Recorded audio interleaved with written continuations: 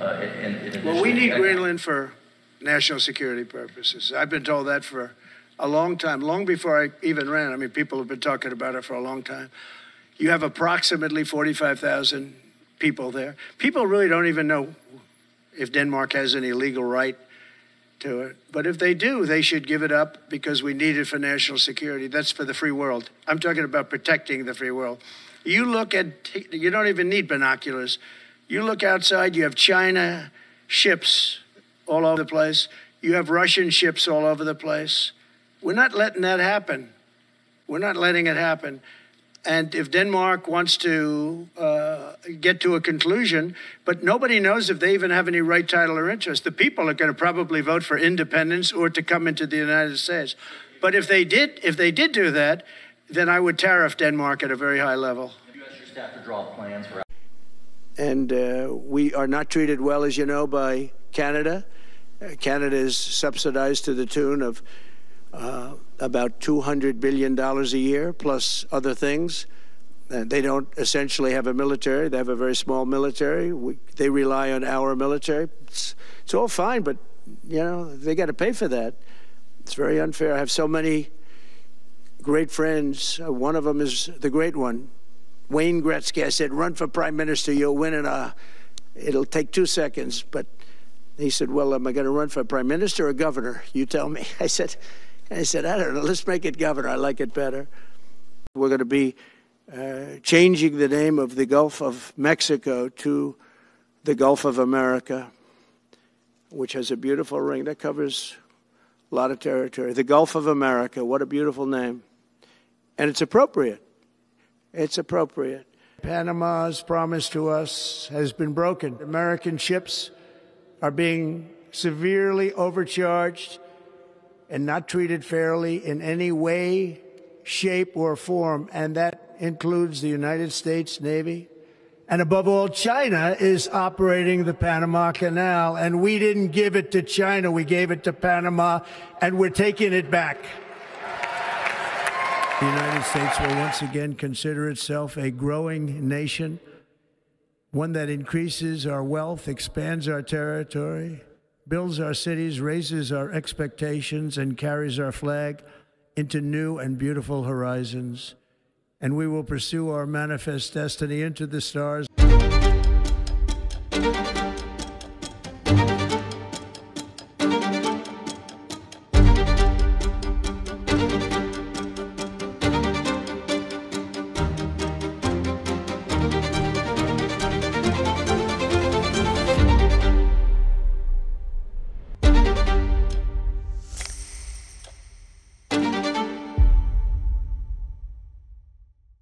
Bonjour à tous et bienvenue dans ce 5e épisode de Pole Position, le programme de la Commission internationale du PRCF.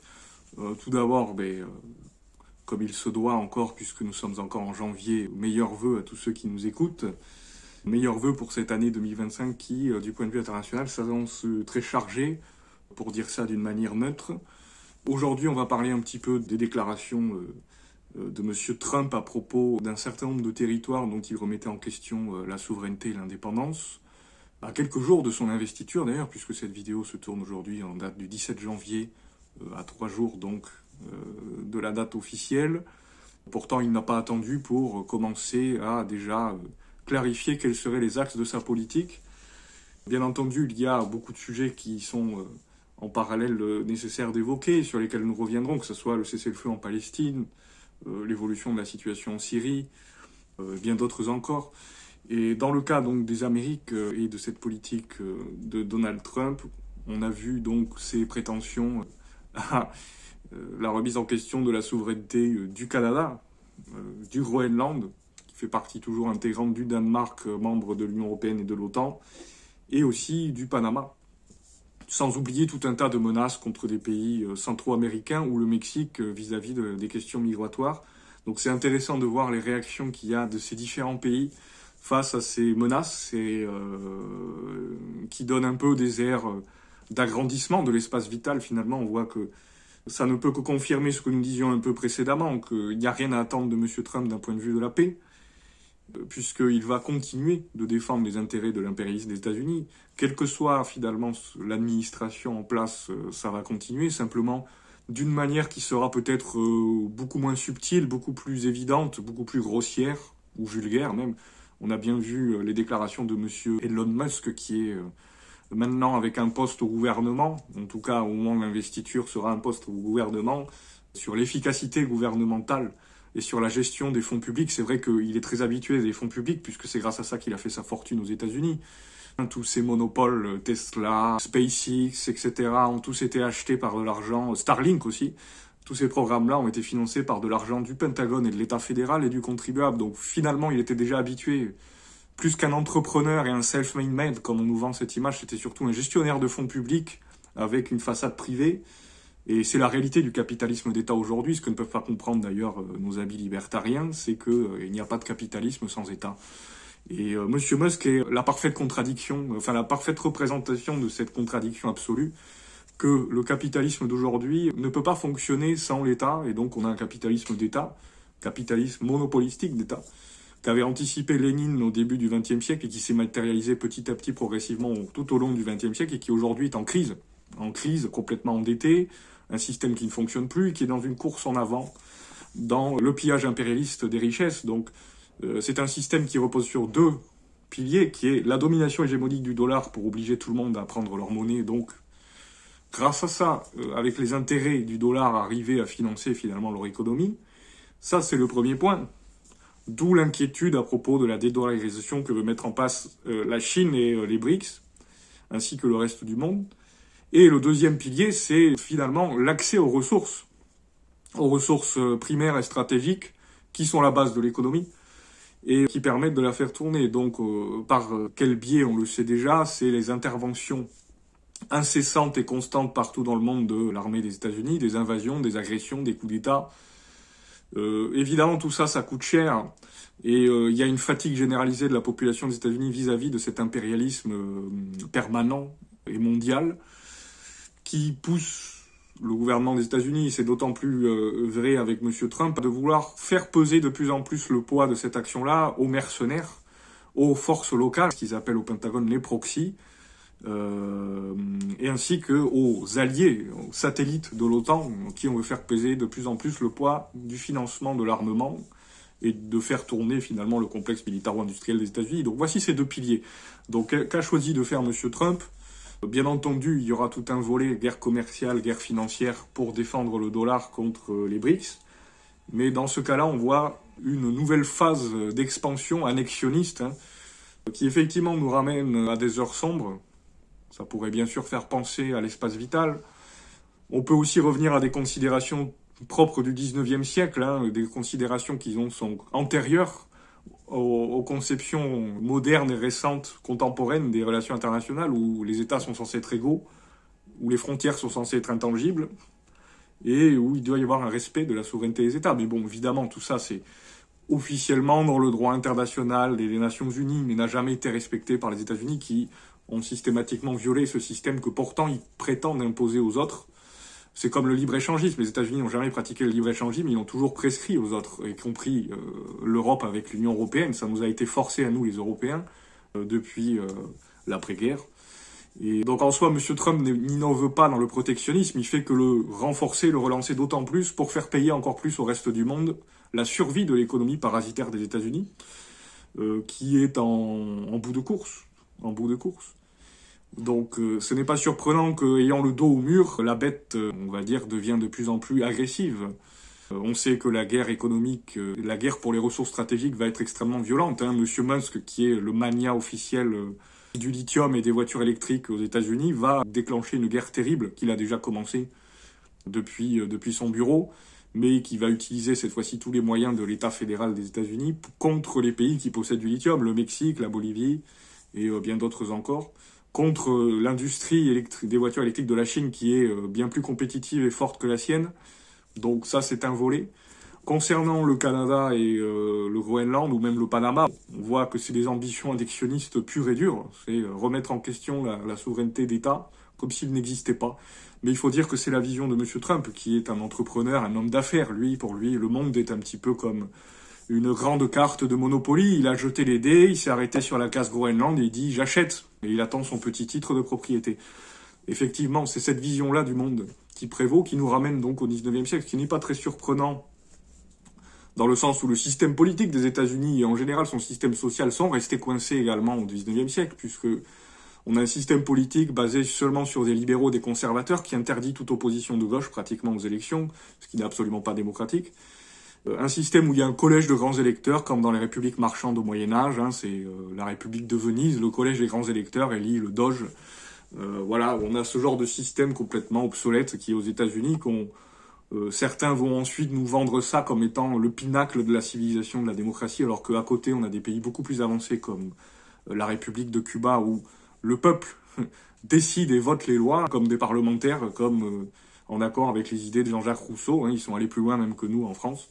On a des pays bien plus avancés dans cette question-là, mais on nous vend toujours les États-Unis comme le pinacle du progrès.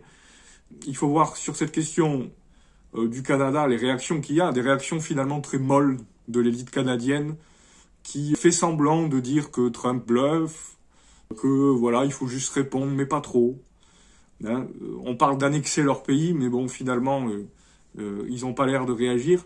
Il faut voir qu'il y a eu pas mal de réactions, surtout du Québec, notamment de nos camarades québécois du Parti communiste, qui a récemment changé de nom en Action socialiste de libération nationale, qui dénonce bien sûr cette tentative d'annexion, puisque même en tant que Québécois qui souhaitent l'autodétermination du Québec face au Canada, ce n'est pas dans leur intérêt que le Canada se retrouve phagocyté englouti par la bête états-unienne. Évidemment que ça compliquerait encore plus la tâche aux indépendantistes québécois pour leur revendication de leur droit à l'indépendance. D'une certaine manière, ça pose une question un peu paradoxale où les Québécois, pour mieux défendre leur cause indépendantiste, se retrouvent un peu obligés de défendre le Canada indépendant vis-à-vis des États-Unis. Et effectivement, il semblerait qu'il soit le pilier le plus sûr, pour une bonne raison, qu'il y a le Québécois, une langue française, francophone, une culture qui évidemment est radicalement différente des anglo-saxons, et qui donc finalement est un pilier de résistance à l'annexionnisme du Big Brother du Sud, puisque le reste du Canada anglophone, finalement pas très différent des États-Unis, semble ne pas trop réagir à ça. Alors pourquoi M. Trump veut annexer le Canada? C'est évident, c'est pour encore plus contrôler finalement les investissements états-uniens dans l'économie canadienne, qui sont déjà colossaux. En réalité, l'économie états-unienne contrôle déjà le Canada, mais c'est pour encore plus l'assurer de manière absolue. Il faut dire que le Canada a de nombreuses ressources et de matières premières, notamment dans les grands territoires du Nord, qui sont encore peu exploités, peu développés. Donc on sait bien comment les États-Unis ont fait leur fameuse Far West, la conquête de l'Ouest, la frontière Ouest. Est-ce que maintenant ils vont vouloir faire un Far Nord, c'est-à-dire la conquête du Nord, ce qui signifie probablement la violation systématique des droits des populations inuites qui les ont acquis de haute lutte contre l'État fédéral canadien, le saccage systématique des ressources naturelles et de l'environnement. On sait que M. Trump n'est pas particulièrement préoccupé par ces questions-là, puisque jusqu'à récemment, il prétendait qu'il n'y avait aucune question environnementale et que le changement climatique n'existait pas. Bon, il a peut-être mis de l'eau dans son vin avec cette affaire des incendies en Californie. En tout cas, il semblait qu'ils n'étaient pas d'accord au sein de son propre cabinet sur les différentes raisons de cette catastrophe naturelle et sociale pour la société californienne. Il y a cette question aussi, en plus des ressources, du contrôle de l'Arctique. On sait très bien que l'Arctique dégèle et que ça peut devenir une grande route commerciale qui serait une alternative mondiale à la typique route qui passe par la mer Rouge ou qui contourne l'Afrique, qui est restée depuis plus d'un siècle, voire 2 siècles, la route principale du commerce maritime mondial. Bon, avec tous les troubles qu'il y a dans la mer Rouge avec Israël, le conflit israélo-palestinien, les affrontements avec les Houthis au Yémen, qui à eux tout seuls ont réussi à mettre en échec finalement tout Israël et les plus grandes puissances impérialistes du monde. Effectivement, l'intérêt pour une nouvelle route commerciale se développe. On sait que la Russie, avec le soutien de la Chine, veulent ouvrir une route de l'Arctique par leur territoire qui est le plus grand. Donc ça ne serait pas surprenant que M. Trump veuille concurrencer directement la Russie et la Chine en essayant d'acquérir le Canada pour ensuite essayer de faire une route alternative qui passerait par les eaux états-uniennes, nord-américaines et pas par le côté russe.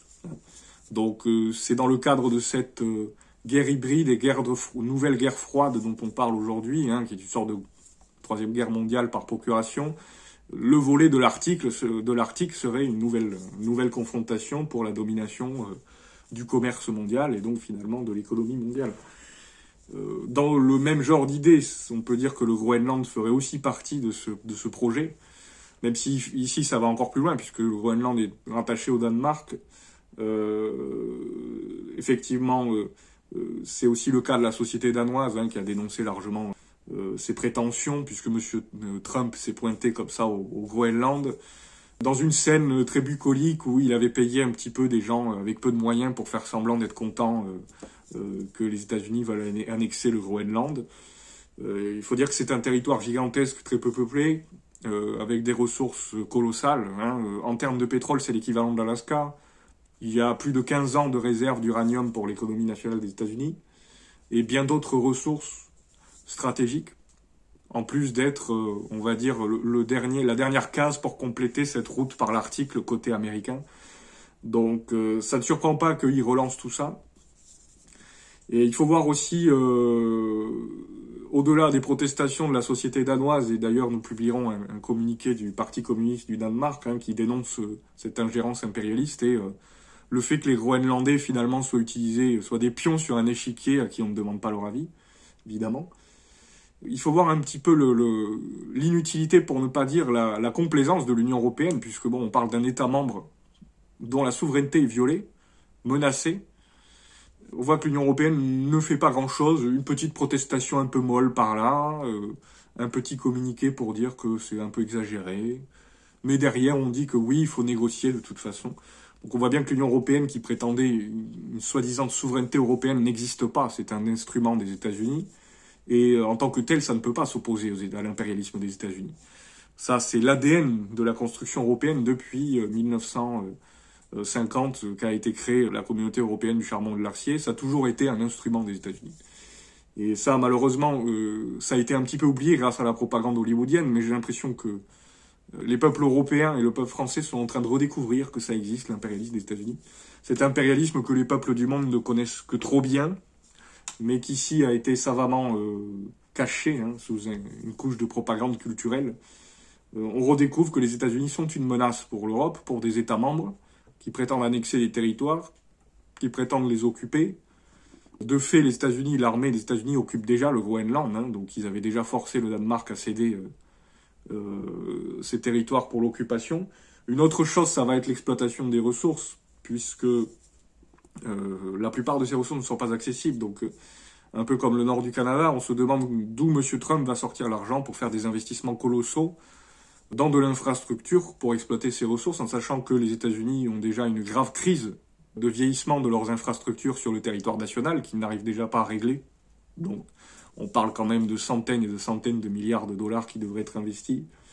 Dans tous les cas, il s'agit clairement, on va dire, d'une avancée dans le concept de cette guerre en Arctique, et aussi finalement, face à un monde qui est de plus en plus rétif à la domination hégémonique des États-Unis, le fait de se replier aussi sur des territoires adjacents pour assurer une domination qui pourrait perdurer plus longtemps qu'elle ne le devrait, ou que ne devrait permettre les contradictions de ce système en crise.